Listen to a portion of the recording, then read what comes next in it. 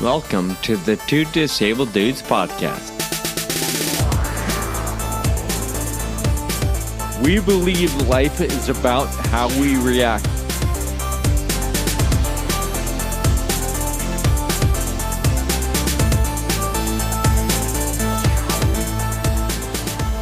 Welcome to the Two Disabled Dudes podcast. We are delighted you are here. Sean, last week you mentioned that we are preparing our drug development series for the podcast. We're going to air it in a few weeks.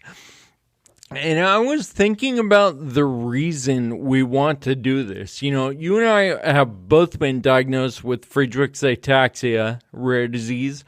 I was diagnosed in 1998, and almost the entire time since then, I've been dedicated to raising funds to find a treatment or a cure for our community. And I think that's a common thing. And one of the questions that we want to answer is, why the heck did it take so long? Right. Yeah, and part of the reason why it's on our minds is the whole world is witnessing what just happened with the vaccine. Yeah. Being able to go from whatever stage of development it was in to all of a sudden being, you know, ready to be in somebody's arm or going the needle, 8 or 9 months later? But like it said, exactly. You know, 20 years, 20 some odd years, cancer, several decades, all these different conditions and diseases. We're still trying to figure things out. So that is coming. But before we go too far, Kyle, let's talk about our top 5 this week.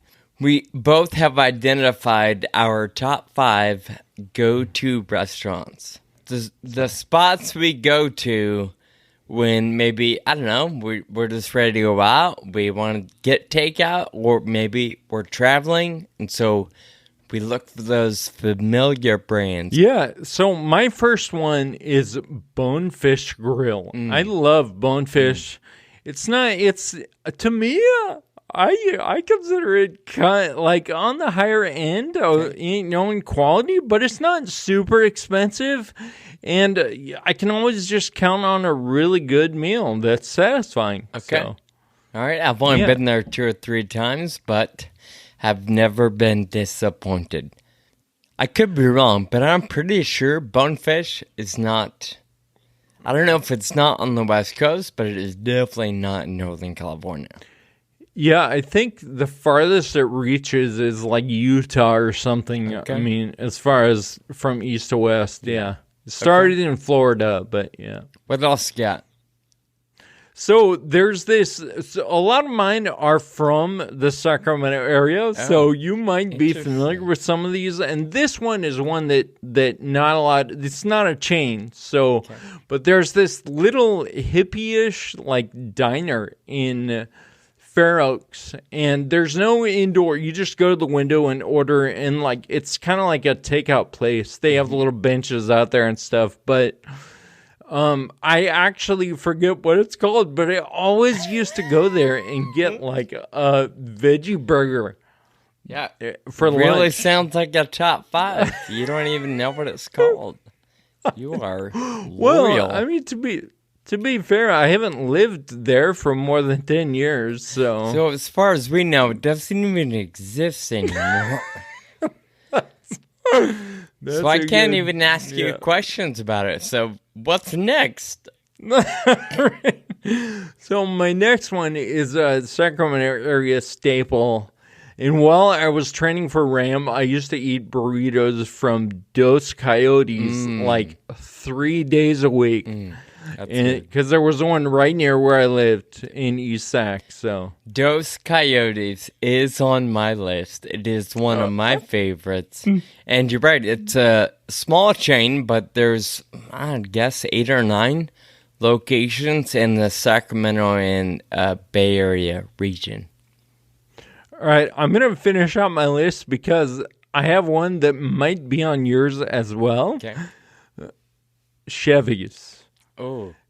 Just because, like, in my history growing up, that was always a go-to. Obviously, not so much anymore, and it kind of faded as I got a little older, but it was always a go-to, like, in high school. That was a go-to for me as well, but it is not on my list today. All right. A more recent one that is here in Exton, Pennsylvania, is a restaurant called Honey Grow. And it has like stir fry, and it has salads, and it specializes in desserts. Boring. Yeah, the stir fry. The stir fry is amazing. Like, it's one of those where you have it, like, I get it and I drive home from work and I have it sitting on the passenger seat, and I'm so tempted to just start eating it as I'm driving, you know? Yeah. All right. Nice. All right, so my list will include some that are all over and some that, like you, are just here in Sacramento. First up is Cafe Bernardo. Nice. Yeah. Not super luxury, but definitely a very comfortable, hometown feel, nice restaurant. And they just opened a new one inside of a brand new hotel. And I've been there. It's only been open, like, right now, about a month. And I've already been there, like, I think 5 times. Like, that's my go-to to meet a friend as well. Yeah, they also have a lot of outdoor seating, and a lot of their walls are windows that open up, so they've been able to serve quite a bit during the pandemic. Since they opened, it's been one of the few options where you can go sit down, as long as the weather is nice. You and I actually went there one time remember with Neda Aranpur? We had breakfast there, I think. That was Tower Cafe. Maybe. Was it? Yeah, that was Tower Cafe. Oh, shoot. Which is another Sacramento icon, but just the one. Another staple for Sacramento, Jack's Urban Eats. At least I believe that's a Sacramento kind of regional chain. Wonderful, like you talked about, salads from Honey Girl. Jack's just has amazing salads. You can put anything you want in them. They're huge. They also have amazing entrees, like full-on dinners, right? Turkey, mashed potatoes, and vegetables. So anyway, great place. Fast casual style, but high-quality foods that you can sit down and enjoy.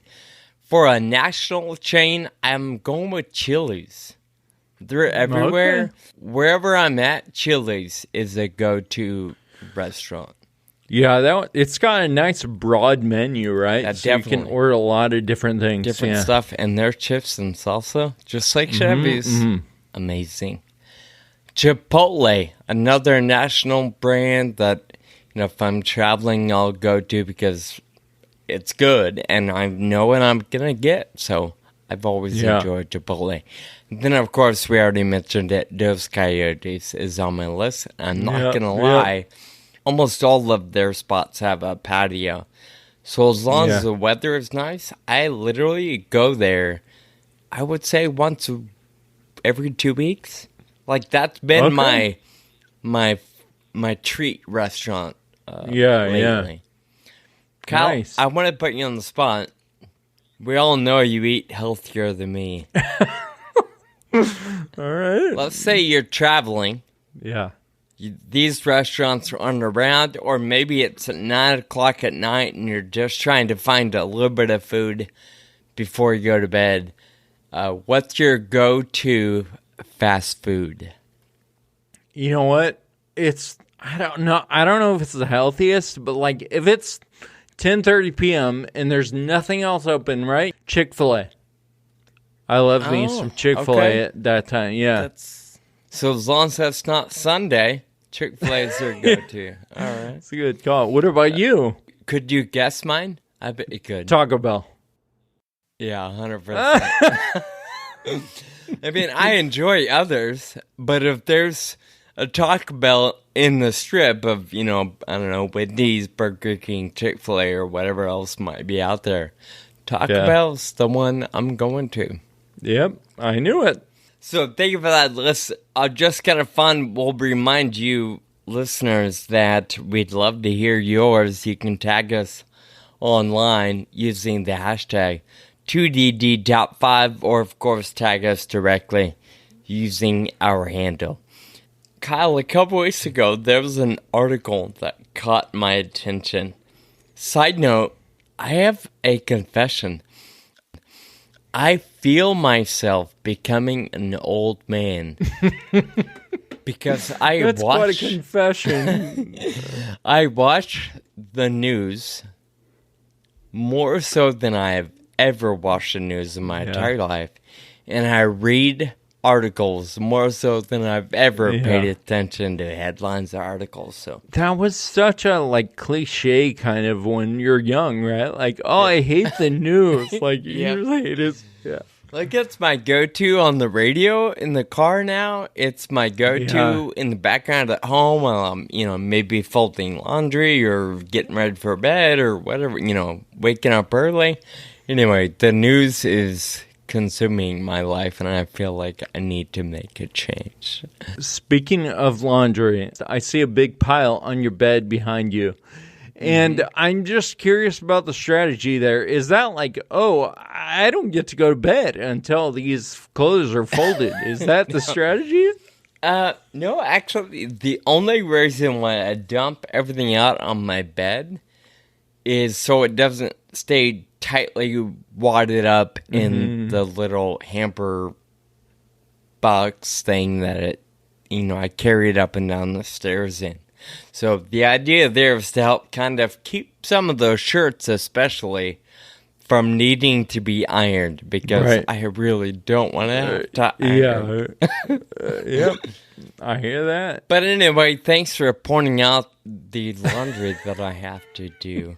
This article caught my attention a couple weeks ago because it identifies a particular part of my communication style. The headline reads, "How to know if you're an interrupter or a cooperative overlapper." And I know that I interrupt people all the time, but I don't do it to be rude or mean or to, get them to stop talking. I've always done it to sort of add to the conversation and keep it moving. And just reading the headline, I was like, oh my gosh, is it a thing? Like, am I justified in what some people think is me being rude? Part of me just thinks it's a convenient label that, they wanted to make this up just to appease people like you, Yeah, maybe it was made up, but reading the article, and we both read it now. Yeah. I'm convinced, and there's some research that supports the idea of the difference between interrupting and cooperative overlapping. Right. So the way I understood it when I read the article was that it is the act of sort of finishing a sentence or like sort of agreeing, active listening in a way a little bit. But sometimes it can come off as interrupting if you're coming in on the end of somebody's statement, right? Totally. Or depending on just simply personality types. Some people aren't used to being interrupted, so they automatically think, oh, this person's trying to take over. Some people, I would argue, probably even like this article points out, this happens a lot on the East Coast or New York area, where people just talk over each other. Not in an attempt to beat somebody to the punch, but to, like the article says, grease the wheels, so to speak, of the conversation. Yeah. Let me read a piece of it. According to Georgetown University professor of linguistics and author Deborah Tannen, who first introduced the term, cooperative overlapping occurs when the listener starts talking along with the speaker, not to cut them off, but rather to validate or show they're engaged in what the other person is saying. She also coined the terms or other terms with it enthusiastic listenership, which I thought was kind of cute, and participatory listenership. So I guess my question is, like, in light of this, is this something that can be practiced, or do we agree that we should just let people finish and start when they're done? Like, I personally believe it's going to be a little bit of both. yeah. You know, there are times where you might sense the speaker is, well, actually, right now, it's a great example. We're all wearing face masks.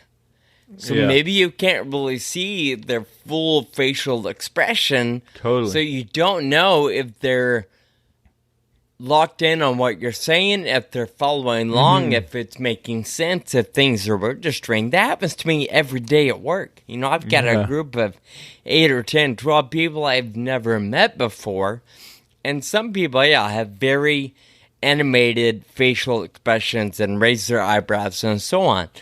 Other people, it's all in their smile or lack of a smile. Right. And then when you can't see that smile, it's hard to know.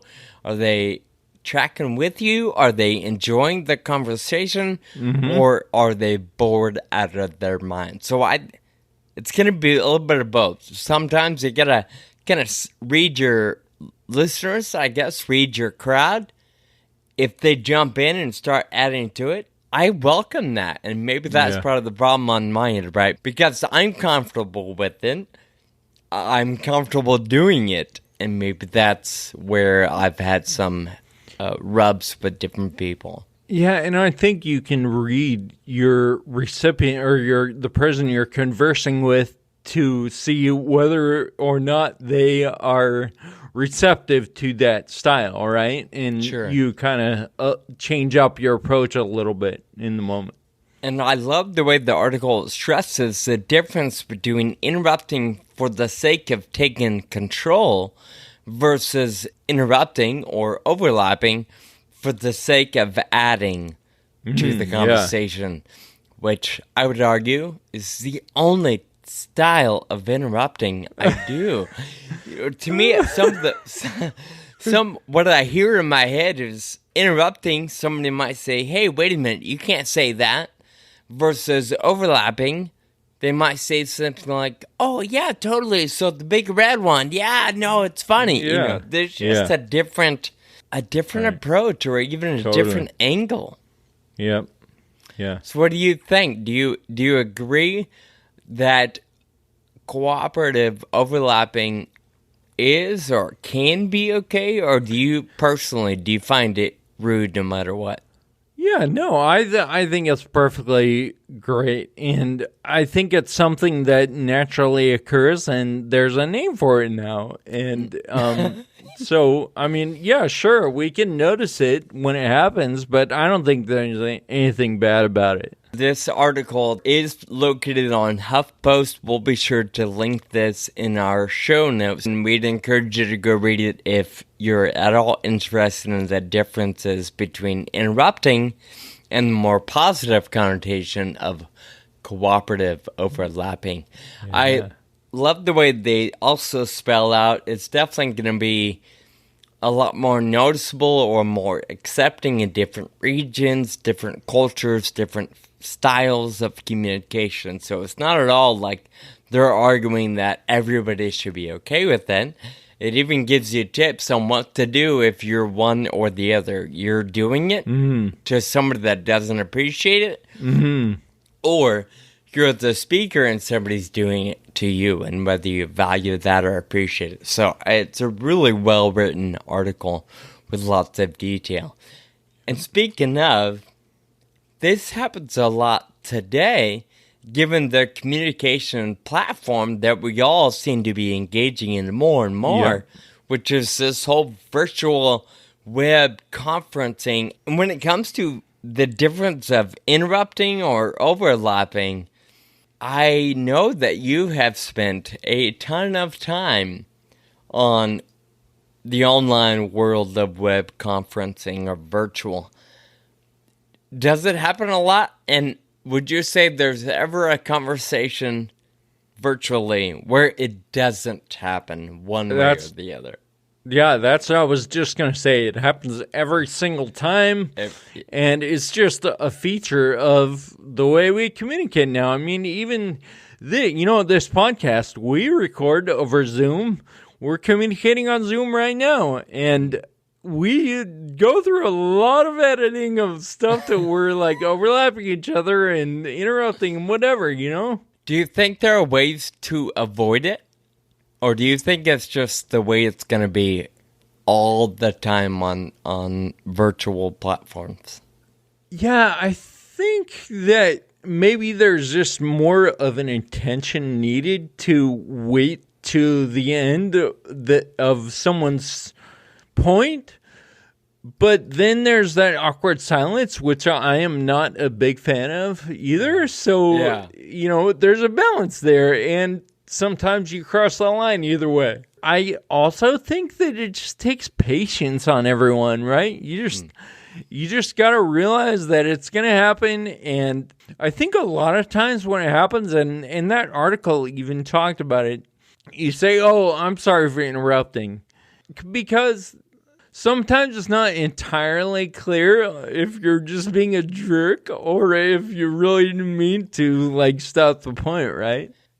Speaking of that example of, oh, sorry to interrupt, I'm curious, part of the frustration, it takes time, right? It takes longer than if you were all in the same room. Yeah. So I actually kind of get frustrated when people waste time apologizing. Just keep going and keep talking. So I wonder if that's even necessary, or do you think it is? I mean, for me, it's different styles, and I certainly don't hold it against someone who just wants to go on because I think it's not unclear most of the time that nobody's trying to step on people's toes or elbow people out of the way. So maybe that apology isn't entirely necessary. I do want to just time out, kind of maybe go a different direction for a moment. I find this to be a pet peeve of mine or annoying to me, even in real, everyday reality or everyday life. When, let's just, as an example, somebody kind of gets in my way, not like I deserve an open walkway, but let's say they kind of stop and they don't realize I'm behind them, and people close to me know that could throw my balance off. Right. That happens all the time. There's one particular person that's like, oh, sorry, I didn't see you there. And then they keep going. I was going to keep going, but then I had to stop to pick up this paper clip, and I just didn't know you were behind me. And in my head, I'm like, I don't need all of that information that you're telling me. Maybe that's where, in that line of thinking, that's where I find all of it to be a waste of time or unnecessary additions to the conversation. Yeah, because really, all that information is just about making them feel okay, right? And exactly. And you're thinking, dude, no, it's not a big deal. Just it's fine. Get out of my way. just move and stop talking. Yeah. So, in terms of benefits of the web world, and over the last year, of course, we all know your job, most of it is connecting patients to each other with the research, connecting donors to the research, all of these different elements of help all over the world. So we know that you've been, especially in the world of rare disease, so much of what you do is online, more so lately. What have been the benefits? Have you found that it's still functional and operational? Or has that been more of a, I don't know, what are the positives and negatives to it? There have absolutely been positives. I mean, it certainly takes a different approach and a different style, and you really have to lean into it, I think, to make it beneficial. But we have connected through the Red Taxa Global Challenge specifically last year. There's a bunch of communities in the world that we never would have been in touch with if it weren't for this virtual stuff. And specifically, I'm thinking of a community in Lebanon. There's an FA community in Lebanon, and we didn't even really know about it until we were forced to do this virtual, and we started reaching out to people who weren't just people we'd see face to face, and so it really opened our scope of who we could reach. For me, I don't think that means opening the scope of who can reach in the general public, but for me, that's within the community. Like this Lebanon example is a perfect example. We're not reaching out to the general public through this medium, but we are trying to unite with the community who would probably never have an opportunity to come to one of our events in the U.S. And hopefully that's a benefit most organizations are recognizing, right? Sure, you may not be branding or hosting events and inviting the general public, but being able to connect with your community allows your roots to grow deeper and stronger, so that when the time does come where we can begin hosting in-person events and doing things that do allow people to come together, maybe the reach or the impact then is stronger and greater. Yeah, or, recruiting clinical trials that have international sites, just putting numbers together. Like, for example, our patient registry. Pharma companies certainly look at the patient registry to see how many patients there are in the world. That is a really important piece of their decision to get involved in drug development in FA. And if they see, there's all these worldwide communities, then they're going to see a lot more potential, and they're going to put more effort into developing these drugs for our community. That's a good point that I hadn't thought about. Yeah, I think it's helped on a lot of levels. I think it's been tough, though, too. For me personally, the things that I love about what I do are traveling and meeting people and hugs and, just all the in-person, intangible things.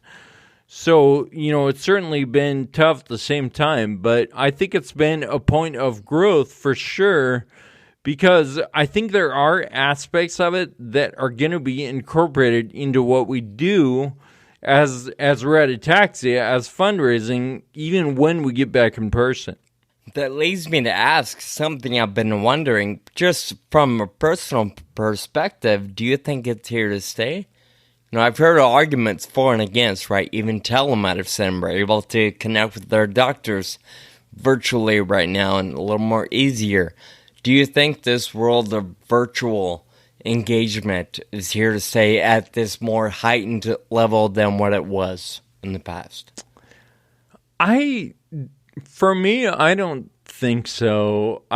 There's so much that you get being in person. We spent 38 years learning how to communicate by watching people's reactions and picking up on whatever that you get when you're a person. You do not get that through a screen. Certainly, the convenience factor plays in big time, right? Mm-hmm. But the intangible, in-person communication, you cannot replace that.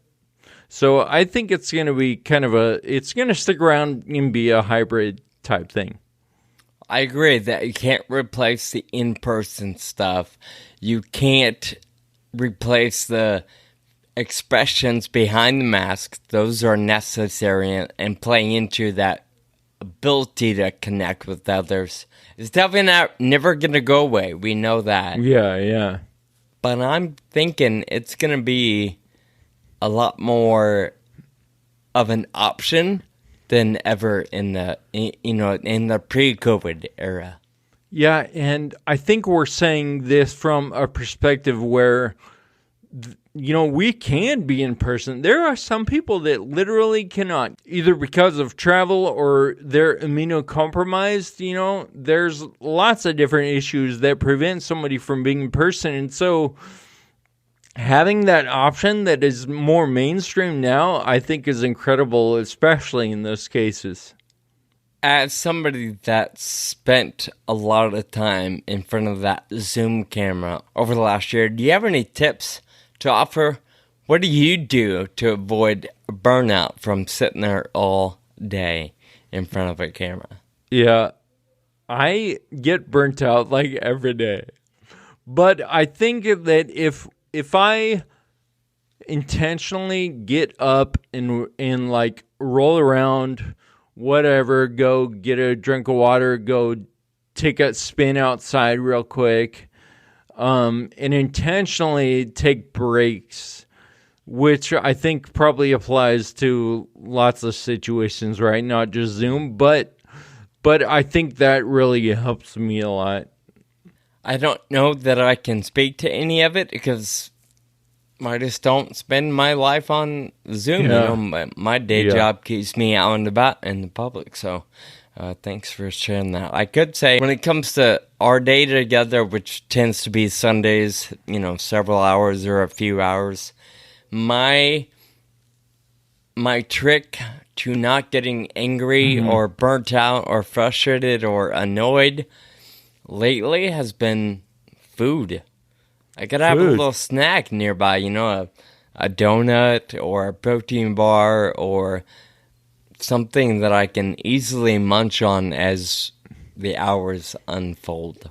Yeah, I've been doing that more and more too, like putting a glass of water and like some trail mix right next to my computer, right? Nice. And just to take that edge off, yeah. Maybe take the edge off with trail mix? Really? Most people take the edge off with, I don't know, tequila, vodka, anything of that nature. I'll try that next time, I think. Get a fridge, mix yourself a Moscow Mule or something, my friend. Anyway, we have gone on for at least half an hour or so on all things virtual life. None of this is new to any of our listeners, but we will encourage you. If you have a tip for avoiding burnout, we would love to hear it. Maybe even share it with our listeners. If you see a perspective of the virtual platform or the world that we missed or didn't touch on, feel free to comment and share and reach out to us. With that in mind, Kyle, I do want to say a big thank you. Last week, we had asked people, I think it was last week, maybe 2 weeks ago, to share their perspective on their caregiver level of responsibility and the individual responsibility of, navigating through life and that roadmap issue, right? Not having a clear set of instructions. I was delighted to have several comments. A lot of people either posted on the website, a comment on the podcast itself, or maybe reached out through email, comment online. So thank you to those folks who did take a moment to throw out some thoughts to us. Yeah, and it was more than a moment because I feel like we got some really substantive responses, which is really cool to hear. With that, let's go into our specific thank you notes for this week, Kyle, and we'll wrap this up. What or who are you saying a thank you to this week? The guy who's doing all the construction on my house right now, his name is Brent, and I just enjoy, he's just nice to talk to. In the morning, we check in on what's going on for the day and make sure do all the details. Last week, he was working on the bathroom and he took out my vanity and he didn't realize he wasn't supposed to throw it away. So he took it back to his shop and threw it in the dumpster. And, so they're going to replace it, and he was really embarrassed and really sorry that he did that. But it was like we have a good working relationship where we just talk about stuff, and that was fine. Everything's fine. So anyway, I just appreciate that. This takes me back to when you first mentioned that you're about to start construction and you didn't have a plan. You were just going to go one day, hey guys, do whatever you want. So I wonder if it's more your fault that he didn't know that he wasn't supposed to throw it away. That is certainly not out of the question. Maybe. All right. I'm saying thank you to my sister-in-law, Kelly. She is an accountant and also a board member with Determinants. And over the last, I think, 2 years, she's been my go-to to help during tax season. And I appreciate that. There's just a lot to be mindful of during tax season, right? And I really don't want the pressure of both personally and organizational taxes. So she helps a lot on the organizational side, and I appreciate that. All right, thank you, Sean. Check out our show notes on our website where you can find all the links, specifically the link to that article that Sean mentioned earlier. If you like what you hear, we'd love for you to share this episode with a friend.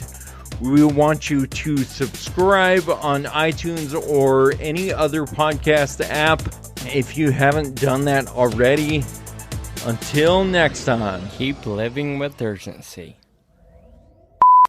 Why do I keep saying urgency? Sean, last week... All right, take 7. According to Georgetown University, professor of linguistics and author Deborah Tannen. Did I say linguistics? Like linguine? Like the noodle? I was going to let that go. All right, Sean, so we want our listeners to... No. All right, just I'd given them the shot. Okay, that was a little cleaner. Thank you for listening to the Two Disabled Dudes podcast. This show is possible with your support. Visit twodisableddudes.com to donate. Connect with us on Facebook, Twitter, and Instagram. And be sure to subscribe on your favorite podcast app.